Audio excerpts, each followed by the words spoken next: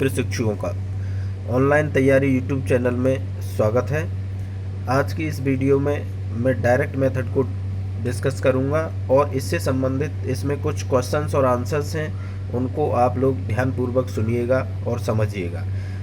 यह video exam के लिए बहुत इम्पोर्टेंट होगी और जिन प्रशिक्षुओं ने अभी तक ऑनलाइन तैयारी यूट्यूब चैनल को सब्सक्राइब नहीं किया है वे सभी सब्सक्राइब कर लें, जिससे आपको समय अनुसार वीडियो उपलब्ध होने में, वीडियो प्राप्त करने में आसानी हो, जिससे आप लोग अपनी अच्छी तैयारी कर सकें और एग्ज़ामिनेशन में अच्छे मार्क्स सिक्योर कर सकें।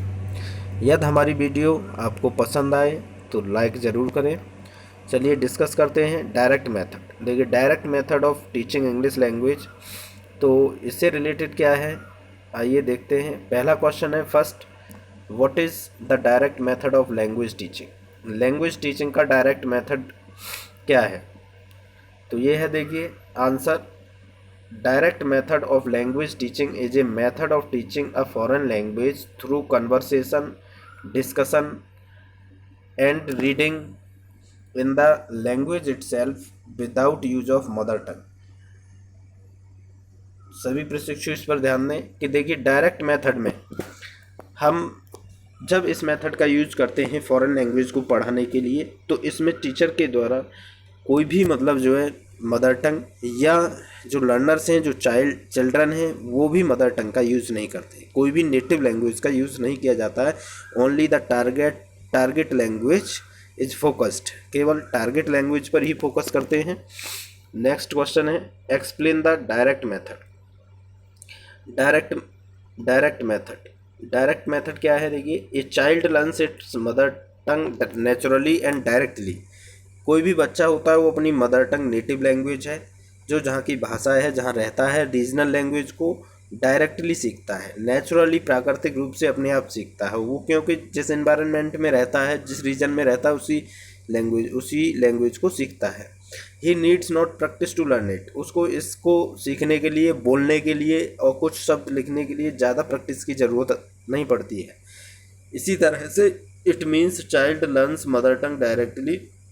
As in the direct method, a child learns a foreign language without any support of native language. This process of learning of a foreign language is called direct method। तो इसी तरह से जैसे वो mother tongue सीखता है, native language सीखता है, इसी तरह से जब वो फॉरेन लैंग्वेज को सीखता है बिना किसी सपोर्ट के, किसी भी बिना हेल्प ऑफ मदर टंग के, तो वो डायरेक्ट मेथड कहलाता है। इट मीन्स कि when a child learns a foreign language directly. Next आगे बढ़ते हैं, हु डेवलप। देखिए, नेक्स्ट क्वेश्चन है, who develop the direct method. तो डायरेक्ट मेथड को किसने डेवलप किया था? तो ये मैक्सिमिलियन वर्डलेस थे। इन्होंने 19वीं सेंचुरी में इस मेथड को डेवलप किया था, और इन्होंने इस मेथड को क्या बताया था? As reaction to grammar cum translation method. Grammar cum translation method, तो ये किसके रिएक्शन में आया था? Grammar cum translation method, CUM। ये गलत लिखा हुआ है, इसे सही कर लें, CUM, grammar cum translation method के रिएक्शन में आया था, इसके अगेंस्ट में आया था ये मेथड, और इसको मैक्सिमिलियन वर्डलेस ने डेवलप किया था 19वीं सेंचुरी। नेक्स्ट क्वेश्चन पे बढ़ते हैं, when and where did direct method developed first. कब और कहाँ पर डायरेक्ट मेथड सबसे पहले डेवलप्ड हुआ था? कब डेवलप हुआ था? तो direct method was originated in 1901। ये 1901 में ओरिजिनेट हुआ था फ्रांस में सबसे पहले। नेक्स्ट अगला क्वेश्चन है, what are the other names of direct method. तो देखिए, डायरेक्ट मेथड को और भी नामों से जाना जाता है। इससे रिलेटेड एक आपको क्वेश्चन MCQ में भी देखने को मिलेगा कि what is the another name, या what method is known as the direct method, which method is known as direct method. इस तरह से कोई क्वेश्चन होगा, 4 ऑप्शन होंगे इसमें। तो डायरेक्ट मेथड को नेचुरल मेथड नाम से जानते हैं, एंटी ग्रामर ट्रांसलेशन मेथड नाम से जानते हैं, वर्डलेस मेथड से, क्योंकि मैक्सिमिलियन वर्डलेस ने ही इसको डिस्कवर किया था, और रिफॉर्म मेथड से जाना जाता है। नेक्स्ट है कैरेक्टरिस्टिक्स ऑफ डायरेक्ट मेथड। देखिए, डायरेक्ट मेथड की क्या क्या कैरेक्टरिस्टिक्स हैं। In this method there is a direct bond of target language. It means क्या है कि कोई जो वर्ड्स और सेंटेंसेस होते हैं उनके बीच कोई भी मदर टंग्स मतलब ट्रांसलेशन वाली जो है चीज़ नहीं होती है, केवल ओनली किस पर फोकस किया जाता है, सेंटेंस पर। जो सेंटेंस है या वर्ड है टारगेट लैंग्वेज का, जिसको बच्चा सीखना चाह रहा है, जो फॉरेन लैंग्वेज है जिसको हम सिखा रहे हैं, उसी लैंग्वेज पर टारगेट होता है। कोई भी मदर टंग नहीं लिया जाएगा, ना कोई उसके बीच बॉन्ड होगा कि मदर टंग भी यूज़ हो रही है और फॉरेन लैंग्वेज टारगेट लैंग्वेज को भी यूज़ कर रहे हैं, ऐसा नहीं होता है। तो ये एक विशेषता है। दूसरी विशेषता क्या है, unit of teaching is sentence. तो sentence is the teaching of unit. Sentence इसकी जो है सेंटेंस के माध्यम से पढ़ाया जाता है, सेंटेंस बाई सेंटेंस यूज करते हैं।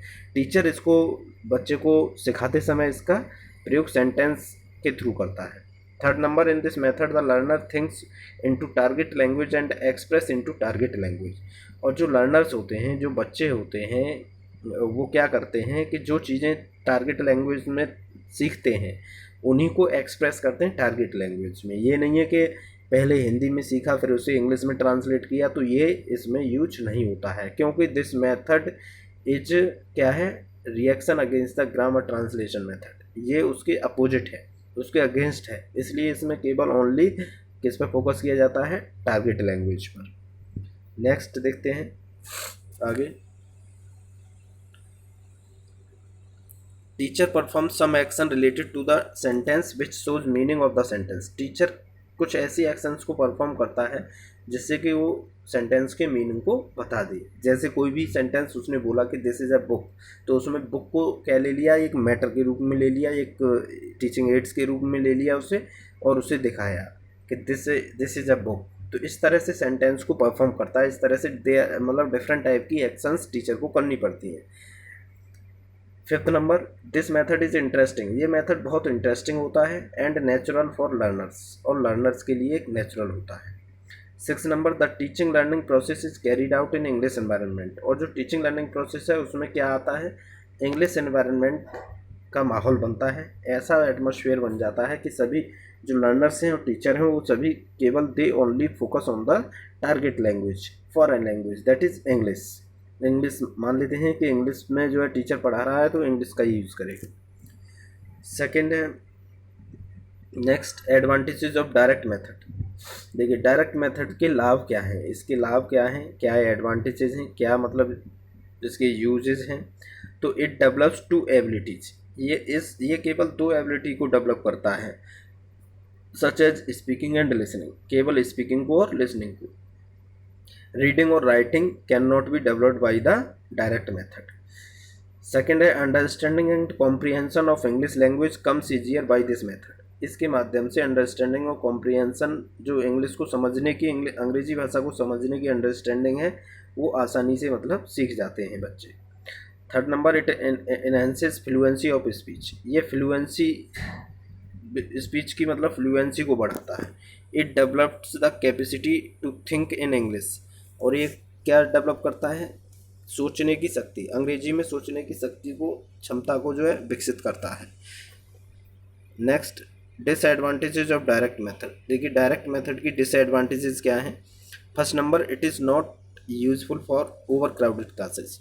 ओवर क्राउडेड क्लासेस का मतलब क्या है कि जहाँ पर मतलब ज़्यादा संख्या में बच्चे होते हैं वहाँ पर इसका यूज नहीं हो पाएगा, क्योंकि क्लास को टीचर कंट्रोल नहीं कर पाएगा और सभी बच्चों को सेंटेंस समझ में नहीं आएंगे। तो केवल ये छोटी क्लासों के लिए यूज़फुल होता है, वहाँ पर ये बेनिफिशियल है।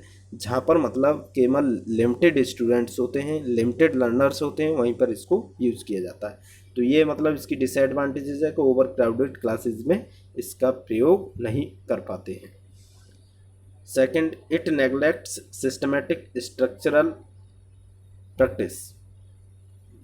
ये जो सिस्टमेटिक स्ट्रक्चरल प्रैक्टिस होती है जिसमें पैटर्न्स का यूज़ करते हैं, उसको नेग्लेक्ट करता है। इस पर केवल ओनली टीचर किस पर फोकस रखता है, सेंटेंस पर, केवल सेंटेंस पर। Third number, it is time taking method to learn foreign language. और ये टाइम टेकिंग मेथड है, क्योंकि इसमें देखिए कभी भी कोई भी दूसरी फॉरेन लैंग्वेज को हम बच्चों को सिखाते हैं तो उसे मदर टंग की सहायता से सिखाते हैं, उसकी नेटिव लैंग्वेज की सहायता से, उसकी रीजनल लैंग्वेज की सहायता से सिखाते हैं, जिससे बच्चा आसानी से सीख जाता है और ज़्यादा से ज़्यादा बहुत जल्दी सीखने की कोशिश भी करता है। But when we learn any foreign language without any help of the native language or regional language or mother tongue. तो इसमें क्या होगा, टाइम लिया जाएगा जब भी बच्चा सीख पाएगा। Fourth number, it creates difficulty to convey right meaning, और इसमें जो है बहुत समस्या आती है किसको बताने में, right meaning of the word without using mother tongue, कि मदर जो टारगेट लैंग्वेज है उसको उसी में एक्सप्लेन करना है, उसका मीनिंग इंग्लिश का है जैसे तो इंग्लिश में ही एक्सप्लेन करना है, तो बच्चा उसे समझने में कठिनाई करता है और उसको लर्न करने में भी काफ़ी समय ले लेता है। तो ये मेथड वहाँ पर जो है क्या है, ये डिसएडवांटेजेस है इसकी, और ये मेथड वहाँ पर यूजलेस है, वहाँ पर सक्सेस नहीं हो पाता है। तो ये आज का हमारा टॉपिक था डायरेक्ट मेथड से रिलेटेड। आप लोगों को वीडियो पसंद आया होगा, और मैं चाहूँगा कि वीडियो को लाइक ज़रूर करें। Thank you very much.